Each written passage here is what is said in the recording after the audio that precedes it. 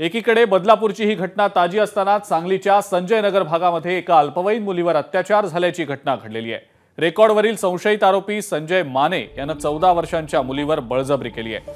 या घटनेनंतर 2 तासातच पोलिसांनी आरोपीला बेड्या ठोकल्या।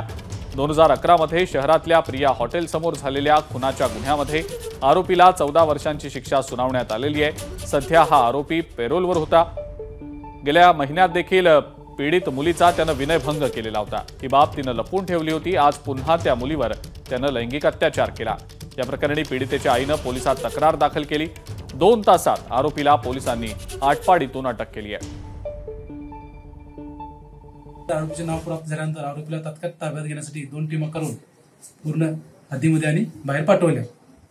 या दरम्यान जो संशयित आरोपी आहे त्याची माहिती घेतली असता त्याच्यावर 2011 साली विश्रामबाग पोलीस स्टेशनमध्ये मर्डरचा गुन्हा नोंद होता।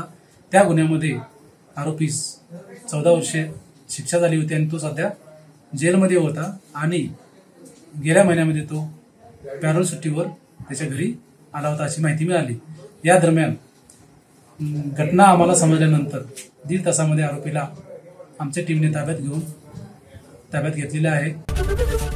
एबीपी माझा, उघडा डोळे बघा नीट।